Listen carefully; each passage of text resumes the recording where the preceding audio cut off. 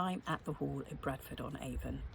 It's a fine example of a Jacobean mansion, so I thought for our next edition of Snog, Marry or Avoid, we'll take you back to characters from that era. So Kelly, you can choose between George Villiers, Duke of Buckingham, friend of James I, William Shakespeare was still writing at the time, or maybe rakish Sir Walter Raleigh.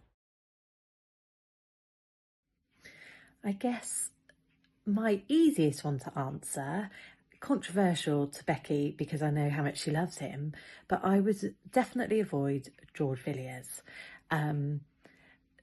Feels like he was a mummy's boy. He was pushed apparently by his mum, Mary Villiers, who all descriptions of her always seem to be formidable. So she sounds like a cool woman. I don't know if I'd want her to be my mum-in-law. He was pushed into a marriage, potentially, with his wife, Catherine. She ended up at his house one night when they were trying to arrange the marriage. And then she conveniently, or not so conveniently, had a cold, had to stay the night. And then her father was like, well, you've obviously ravished my daughter now, so you have to get married. So it was all very controversial. Everything seems to be controversial with George. Seems to have been very much like in and involved in everything. I don't know if I need that drama in my life, really. So I think avoiding him would definitely be up there. Not to mention whether he was gay or not. I know it's not definite that he was a lover of James I. He was certainly a favourite and certainly benefited from at least a very close friendship. Was he a lover of James I? We don't know.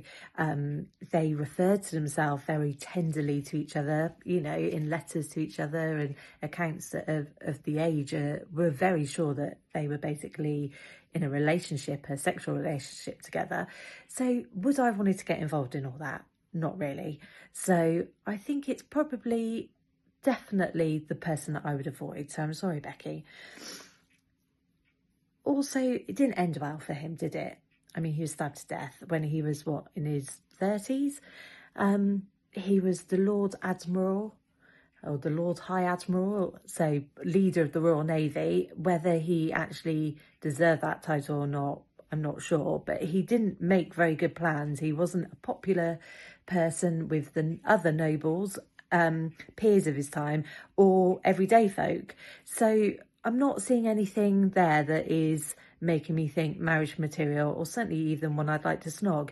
When you see that photo of him, when you see the painting of him at the National Portrait Gallery, when he's the tall, full-length one, when he's in silver and the red, and he's got spindly legs, in my opinion, it's not... I like a Viking type man. I mean, you've seen pictures of my husband. Yeah, I think the pretty boy doesn't really do it for me. So I think I would leave George and his mum to get on with James and leave it at that. So I'm left with snogging Shakespeare or Walter Raleigh and marrying the other one. And I'm really not sure. I don't know as much about these two. I think I'd probably marry Shakespeare. He was up and coming. He was on the good side of Elizabeth I and later James I. He, from what I can understand, was a solid businessman. He had the theatres and he had property, and he made himself from sort of a lowly rank up to a prominent playwright and author. I mean, he was amazing. Do you get the impression, though, that Shakespeare might have had a few issues? I mean, there's a lot of tragedies that he wrote and some serious stuff going on in what he's writing. And they say, write what you know. So what was going on there with Doom's love affairs and jealousy and murder and witches? Had a good imagination, so he would have been fun. So I think a life with him would have been fun and varied, and living in London, up where it's all going on. So yeah, I think he would have been a good guy to be married to.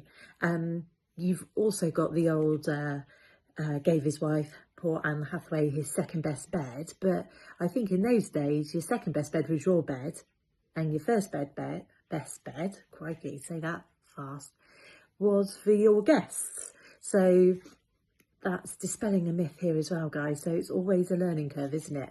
However, I think yeah, all in, I'd marry Shakespeare. Kelly Shakespeare. It's got a good ring to it. Also, I do like a younger man. My husband's 4 years younger than me, and I didn't realise this, but Anne Hathaway was, I think, 8 years older than Shakespeare, 8-ish years. And they married when she was pregnant, and he was 18 and she was 26. Now, that is a crazy age difference. You know, there's a lot going on when you're 26. You're a bit more mature, you know, in your 20s. I don't know if when I was 26, I'd want to marry an 18-year-old. Anyway, toy boy, fair enough. Go, Anne. So that leaves me snogging Sir Walter Raleigh. I'm not unhappy about that. He was bearded, love a beard. He was a sailor, quite like the idea of a bit of a pirate guy. But I just generally get the idea he was a bit of a prat. You know, he defended the Armada and was on the Council of War, and was helping Elizabeth I and stuff. But he seemed to be a bit of a man who just did what he wanted and take risks when he wanted. Didn't really seem to be that bothered about anyone else. That's my personal opinion.